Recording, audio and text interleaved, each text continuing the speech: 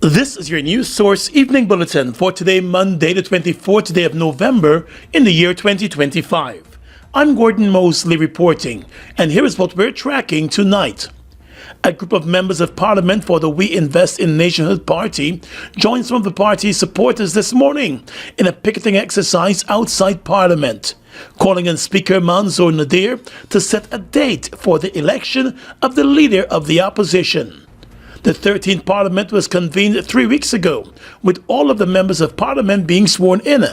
However, there was no meeting of the opposition members for the election of the leader of the opposition.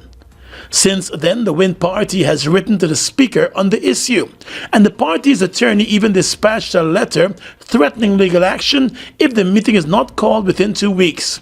The Win Party has the most opposition seats in the National Assembly, and it is likely that the party's leader, embattled businessman Azruddin Mohammed, will be elected to the position of leader of the opposition, which is a constitutional position. The Speaker of the National Assembly, Mansour Nadir, has been silent on the issue and has not indicated when he will call the meeting of the opposition members for the election to take place. At the protest this morning, Member of Parliament and WIN General Secretary Odessa Primus said the Speaker needs to set the date. We have no information about when Parliament is going to reconvene. We know absolutely nothing about what is going on, and unfortunately, we have looked at when other opposition leaders were sworn in, and with the exception of if there is a factor that's affecting that process, it usually goes ahead. And to the best of our knowledge, there's nothing that is preventing outside of the government's victimization in terms of the swearing in of the leader of the opposition. And of course, as many of you would know, the opposition forms part of the government.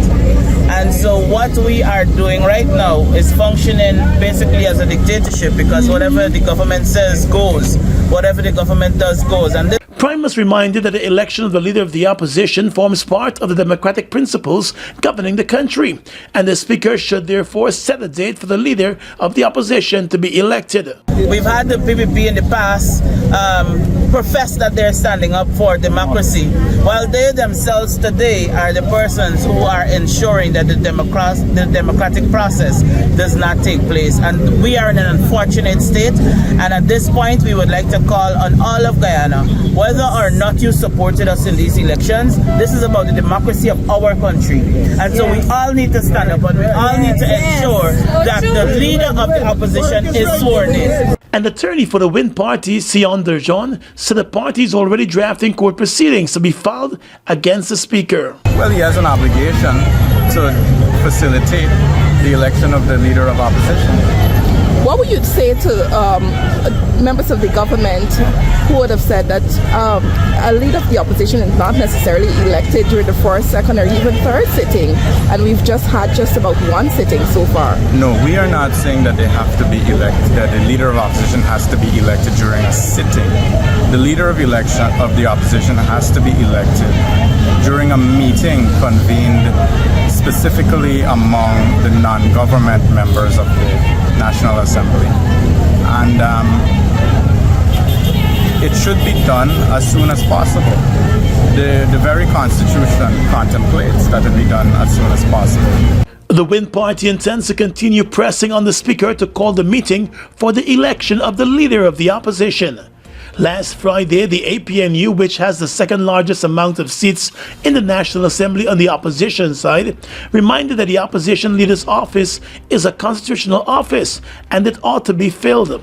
The APNU has questioned the Speaker's delay in convening a meeting of the opposition members of the National Assembly for the election of the leader of the opposition. Back in 2011, then APNU leader David Granger was elected opposition leader 4 days after the first sitting of the new parliament.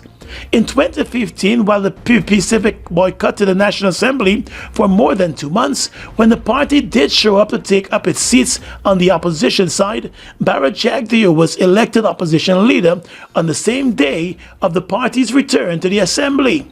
In 2020, in the midst of the COVID-19 pandemic, Joseph Harman of the APNU-AFC was elected opposition leader at the first sitting of the new parliament in that year. More news coming up in just a moment. It all starts with one. Maybe it's one look. You know the one. Or one touch. Even one word. It can start with one step. Or one promise. One thrill. One first time. One deep breath. One leap of faith. One day to remember. Or one night to forget. One moment. So many stories that make up one crazy, average, everyday, fabulous life. We get one life. Just one. Make your move. It all starts with one.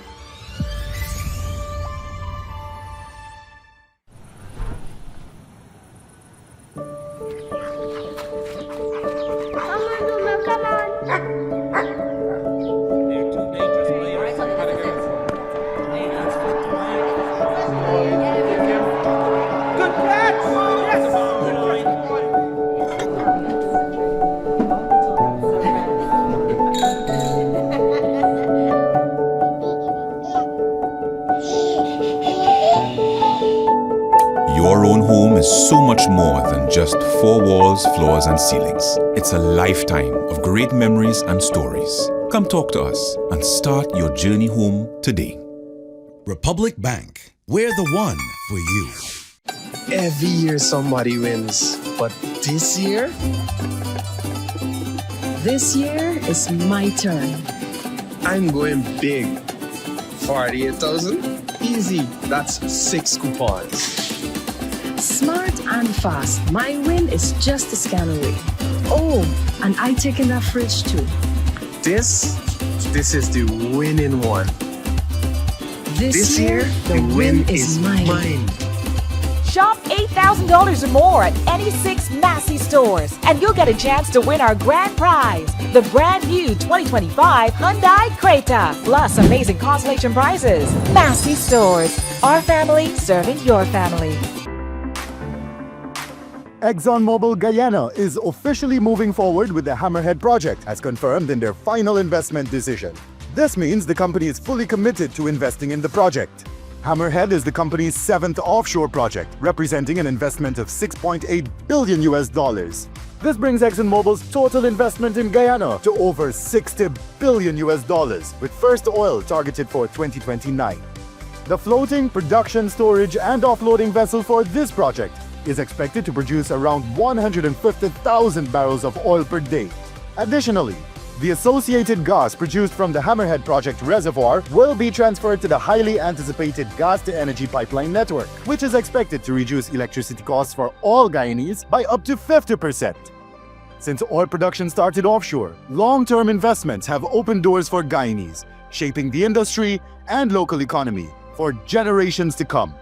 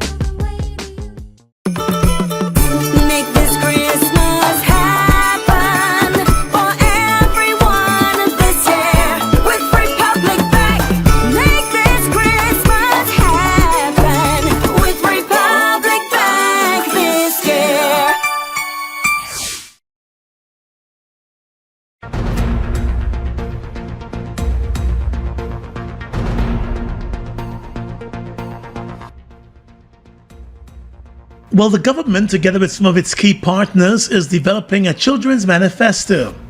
That's the word from Minister of Human Services and Social Security, Dr. Vinya Prasad. She made the announcement this morning at the World Children's Day Forum, which was held at the Arthur Chung Conference Center. It was held under the theme, My Day, My Rights. And Minister Prasad said 35 years after the UN Convention on the Rights of the Child was brought into effect, there are still gaps remaining globally, although children account for 30% of the world's population. She said the government of Guyana, through the Ministry of Human Services, intends to address issues that continue to confront Guyanese children. This manifesto will be created by you. It will focus on your thoughts, your needs, your wants. For Minister Prasad, children must not only have access to education and health services, but must be safe, secure, and free from discrimination. She said the reality is that some children are victims of bullying and abuse, but are too afraid to speak up. But what are we seeing out there? We're seeing a number of children experiencing bullying, violence, and abuse. Sometimes we see it, but many times we don't see it. Because it's hidden. It's hidden to such an extent that children are afraid, they're terrified of saying that something is going wrong with me. Something is happening to me. The government, she said, remains committed to safeguarding children and their rights. Meanwhile, the UNICEF representative for Guyana and Suriname, Gabriel Volkel, said UNICEF continues to work with governments across the world to ensure children are healthy, educated, and protected. He said Guyana is no exception, adding that since his deployment to Guyana just over a year ago, he has been on the ground, interacting with children from across the country, learning about them and the challenges that confront them with the intention of putting forward solutions. UNICEF, we care deeply about working with governments around the world, including, of course, the government here in Guyana, to make sure that we can put in place the right laws, the right methodologies, the right envelopes of money to make sure that the solutions for children can become real. And the chairperson of the Rights of the Child Commission, Elima Nazir, said this year's theme, My Day, My Rights, is a powerful call to action for adults to truly listen to children and understand the issues affecting them. She said it is a call for policymakers, community leaders, educators, and all involved to move beyond the mere listing of children's rights and to address the gaps. My Day, My Rights means that we must move beyond simply reciting the list of rights. We must ask, are your rights being upheld in your classroom? Are they missing in your community? Are they being denied in your home? We must hear their answers, because only by listening to the reality of our children can we truly assess the gaps of implementation, whether those gaps involve access to quality education or protection from violence. Those in authority, she added, must ensure that decisions taken are in the best interest of children, as required by Article 3 of the Convention on the Rights of the Child. She warned that success of the Sustainable Development Goals is dependent on the well-being of children. Meanwhile, for child advocate Alex Taylor, the day represents an opportunity for adults to truly listen to children. World Children's Day marks a powerful moment for all children across the globe. Building on 36 years of growth, this year continues to spread a unified global approach on all fronts. An approach which celebrates children's voices, prioritizes their natural rights, and adapts to the unique realities of each nation. Following the theme My Day, My Rights, World Children's Day 2025 aims to transform into a true child's forum, designed by children, for children, where policymakers, leaders, and communities are called to not only participate, but to also listen, reflect upon, and act. The forum presented children with the opportunity to express themselves through art and also through discussions with policymakers. In highlighting its work with the Guyana Elections Commission for this year's elections, the United Nations Development Programme Guyana said through its technical assistance funded by the government of the United Kingdom, the Guyana Elections Commission delivered one of the most transparent, credible, and professionally managed elections in the country's modern history.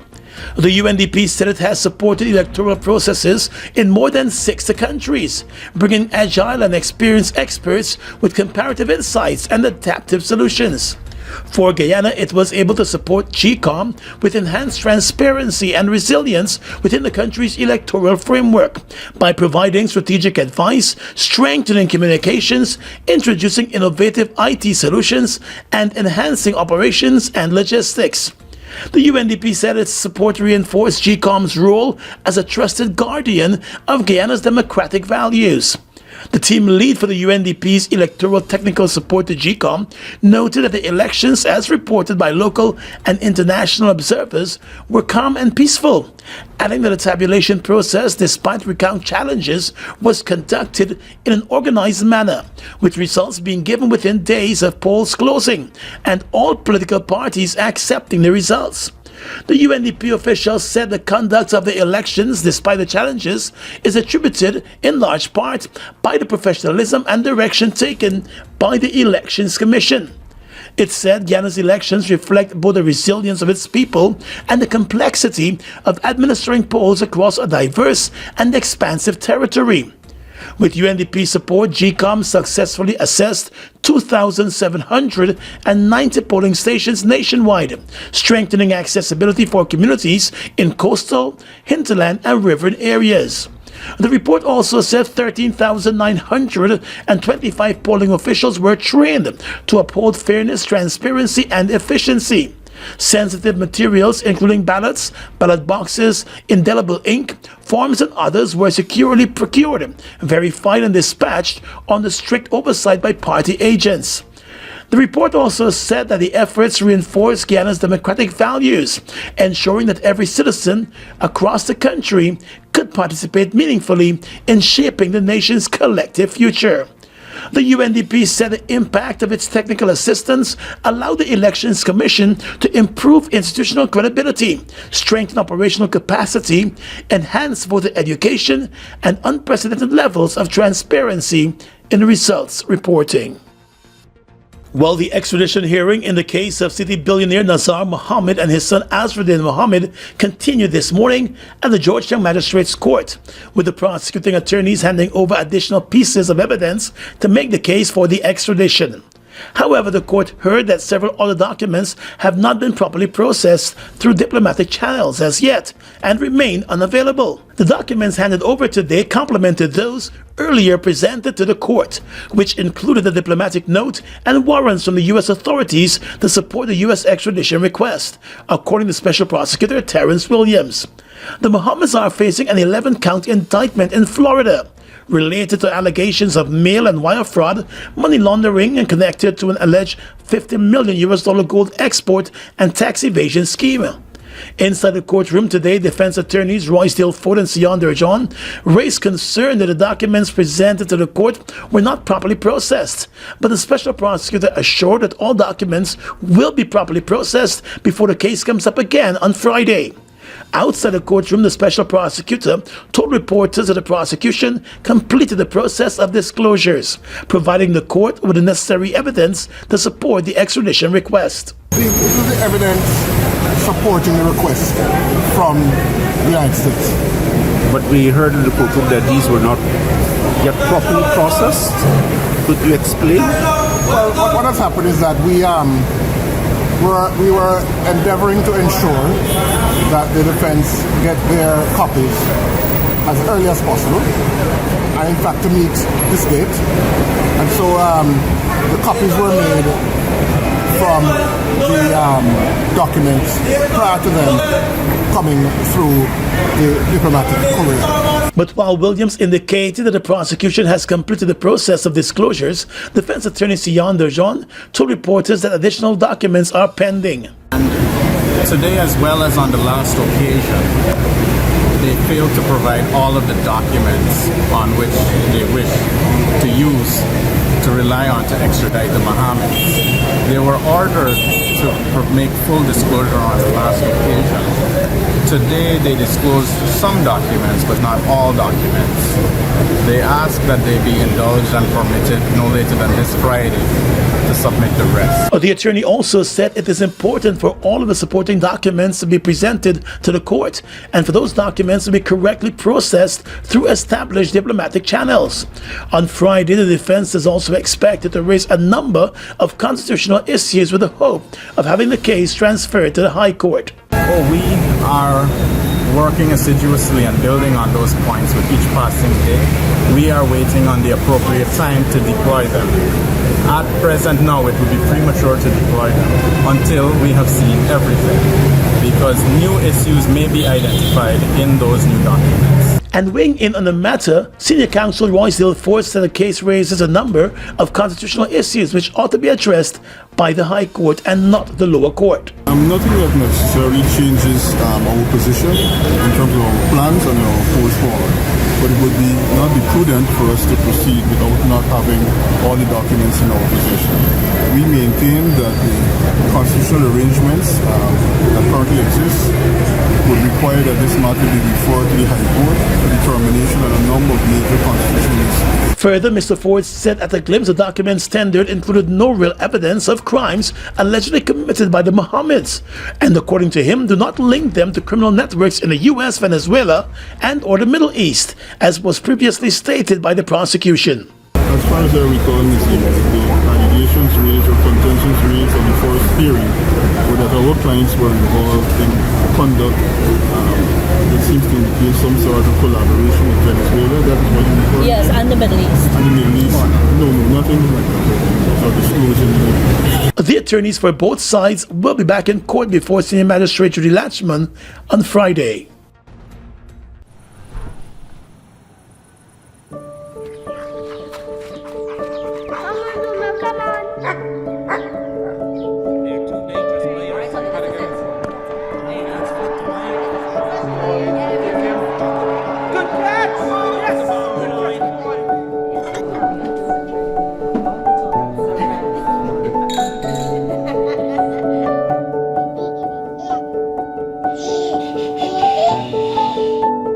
Your own home is so much more than just four walls, floors, and ceilings. It's a lifetime of great memories and stories. Come talk to us and start your journey home today.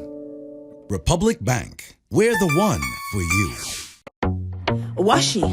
Hi people. Washing made so easy since I found Washi. Washing me use wash me clothes and I can say Washi soap powder wash clothes so nice. Washi soap powder leave your clothes color bright. Washi soap powder leave me clothes smelling nice, of course. So give thanks to Washi soap powder for doing my laundry right. Keep my clothes color bright. Have me clothes smelling nice for sure. I could not ask for more. Comes in lemon and original. It is a washing machine in a pack. Washi soap powder wash clothes so nice. Washi soap powder leave your clothes color bright. Washi soap powder have my clothes smelling nice, of course. Distributors located in the Stabrook Market. Your business is built on hard work, vision, and the drive to succeed. At GBTI, we understand what it takes to grow. That's why we offer Grow, a small business service designed to help your business expand, adapt, and reach its full potential. From new opportunities to new milestones, we're here to support you every step of the way. Grow from GBTI. Progress starts here. Hi, my name is Stephen Jacobs, Minister within the Ministry of Culture, Youth and Sport. Health and fitness is the heart of a strong nation. And when we have strong Guyanese citizens, it helps with discipline and also productivity, and also a long-lasting life for you. So, for that reason, I'm endorsing the Energy Conference run on the 15th of February 2026. See you there.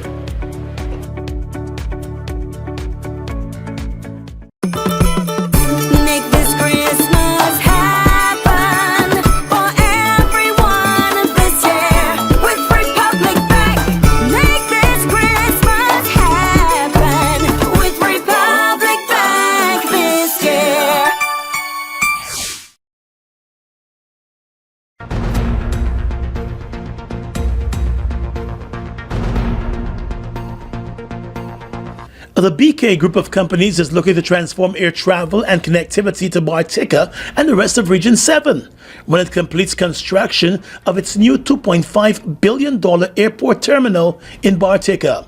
President Irfan Ali joined company officials and aviation officials on Sunday to turn the sod for the project. The president said the project represents the continuous reinvestment of local wealth back into national development. He hailed the BK Group for consistently expanding its footprint and creating new opportunities across Guyana. What we have seen from this group of company, as the chair of the Private Sector Commission would have said, is continuous reinvestment in this country, expanding their footprint, creating jobs, creating opportunities. This investment is also, and their continuous investment in the economy is part of an economic concept that is called the Wealth Multiplier Index. Because as you integrate more in your companies and you build on your core business and expand, you're multiplying your wealth index. In addition, the president said the terminal will become the hub that transports produce from hinterland farmers and businesses to other CARICOM countries. This new hub will save at a minimum 20 minutes on interior and hinterland connectivity, air connectivity. That would reduce operational costs by at least 1/3 of its current costs, positioning up with operators positioning themselves out of this new facility. Meanwhile, the head of JAGS Aviation, Alana Tiwari, said the investment will complement national development, even as the BK Group is seeking to expand its footprint. Among other things, she said the new facility will serve as a one-stop shop for travelers. This development will feature designated areas for commercial, restaurants, cafes, accommodations, approximately 50 rooms, aviation training facility, and medical purposes. To understand its size, it will be double that of our current hangar out of Ogo Aerodrome. The AM is happy about that. This expansion is also set to complement and support the world-class golf course soon to be under construction right here in Bartica. Tiwari said the BK Group stands as a testament to what local companies can achieve when they are given space to support and grow. The two Guyanese men accused of aiding the Venezuelans at the center of the October 26 explosion at a mobile gas station here in Georgetown appeared at the Lenora Magistrates Court today, along with another co-accused, a Venezuelan national. The two men, 44-year-old Wayne Correa and 51-year-old Ramesh Pramdio, along with their co-accused, 33-year-old Venezuelan national Jennifer Rodriguez, appeared before Magistrate Alicia George at the Lenora Magistrates Court.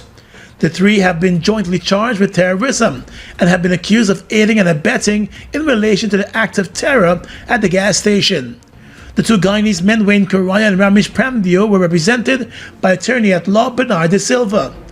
In court today, the prosecution was expected to make disclosures. However, no disclosures were made. The matter has been adjourned to the 17th of December. The prime suspect, 33-year-old Venezuelan national Daniel Alexander Ramirez Pramdio, along with his co-accused 44-year-old Alexander Betancourt, 27-year-old Johnny Budiram, and 33-year-old Crystal La Cruz, are facing similar terrorism charges at the Georgetown Magistrates Court. The deadly bombing claimed the life of a 6-year-old girl, Soraya Bourne. The Guyana police force in a statement said the terrorism charges were filed on the completion of a comprehensive investigation into the explosion. The police force is also assured that the investigation was conducted with professionalism, integrity, and strict adherence to due process. The deadly bombing incident shocked the country, forcing the security forces to step up their monitoring of foreign nationals, especially Venezuelans. A motive for the attack has not been disclosed, but the police indicated that the Venezuelan suspects appear to be linked to the R. Sindicato gang in Venezuela.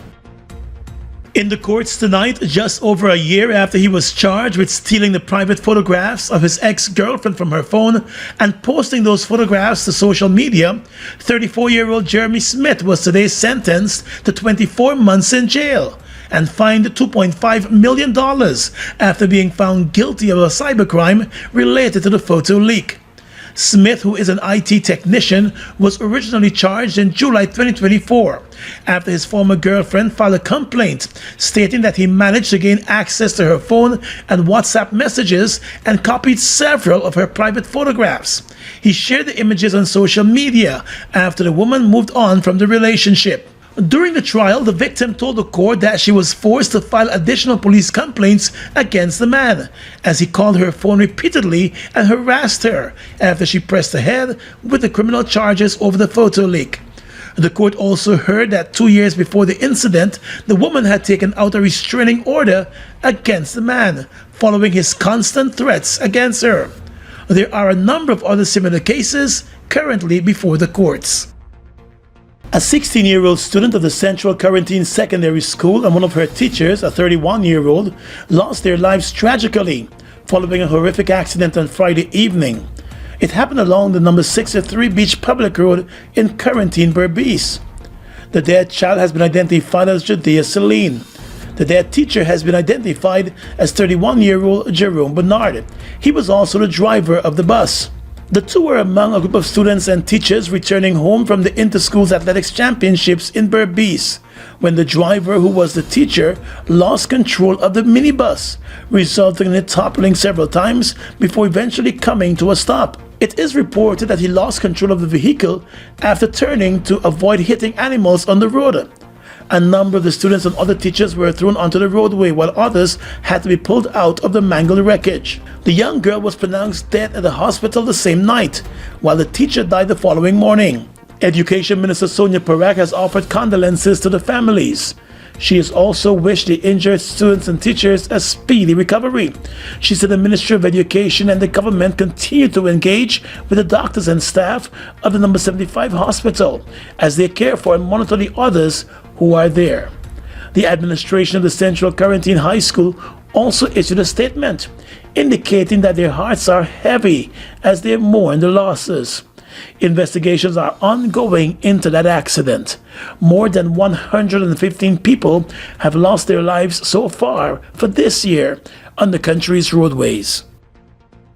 In Guyana, roads don't give you a break, and neither should your truck. That's why there's the Isuzu D-Max, built with turbo diesel power, high clearance, and 4x4 control that owns the off-road. It's strong, smart, and tough enough for any job. The Isuzu D-Max is more than a pickup. It's your ultimate working partner. Available at Marix, the authorized Isuzu dealer. Call 226-1306 for more details. Isuzu D-Max, master of all roads.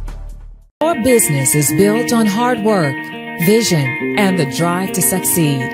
At GBTI, we understand what it takes to grow.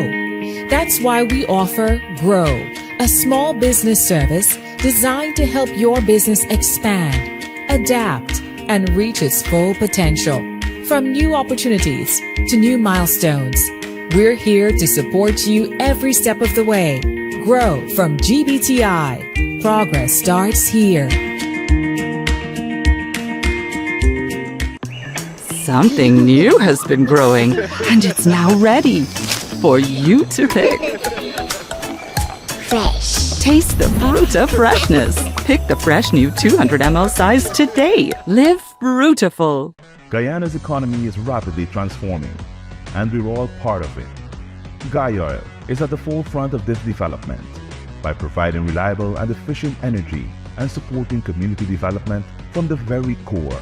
100% of Gaia's profit goes back to building schools, roads, and other important infrastructure that connects our cities and towns, providing fuel to domestic, marine, industrial, and aerial transportation. Gaia has now repositioned itself as a market leader in the petroleum industry, building a better future for all of us. Make this Christmas happen for everyone this year with Republic Bank. Make this Christmas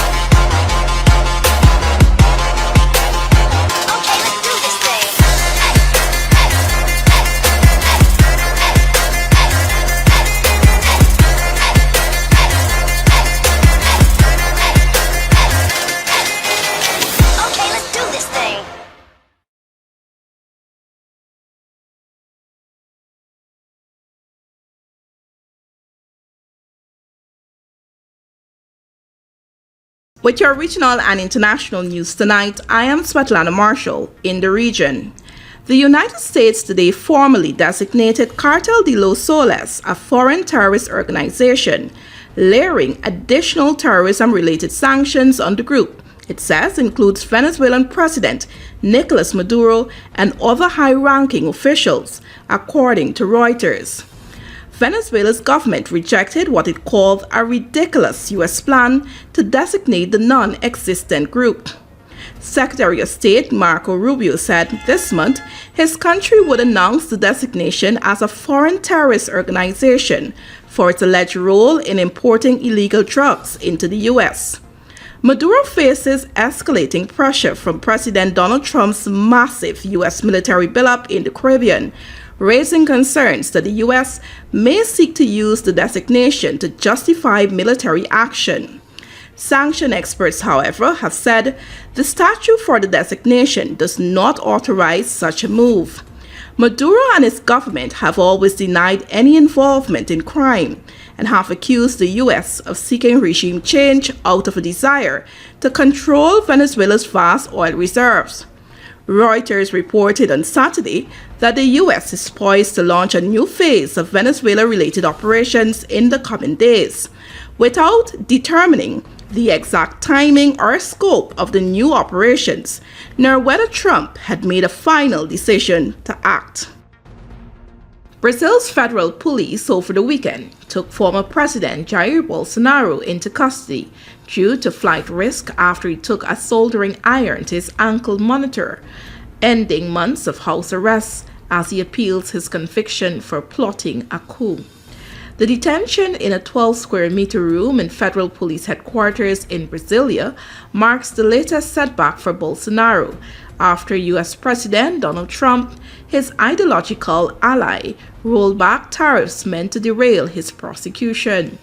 Supreme Court Judge Justice Alexandre de Moraes ordered the detention ahead of a planned supporters' vigil outside Bolsonaro's home, which the judge said could undermine police monitoring of his house arrests. In a statement, Bolsonaro's lawyer said his detention caused deep perplexity, adding that the planned prayer vigil was guaranteed by Brazil's constitution under the right to religious freedom. His lawyers said they plan to appeal the detention order. And finally tonight, international news. Born of crisis but torn by years of tensions among its members, the group of 20 major economies scored a rare victory this weekend for multilateralism after overcoming the boycott and objections of its most powerful member, the United States. South Africa, this year's G20 president, rallied all but two member nations, the United States and Argentina, to issue a declaration ignoring Washington's warnings and quelling questions about the G20's future, at least for now. Many doubted Pretoria would secure a declaration, much less tackle issues such as helping poor nations cope with climate change and external debt. That success strengthened a body which for years was struggling to reach meaningful agreements and highlighted the power of multilateralism when it seemed in retreat, researchers and delegates said. The outcome infuriated the United States, next year's G20 hosts. The White House accused South Africa of weaponizing its presidency to undermine the G20's founding principles on unanimous consensus. It said U.S. President Donald Trump would restore its legitimacy while hosting next year. And that's your News Source Evening Bulletin for tonight. I'm Svetlana Marshall, wishing you a pleasant evening.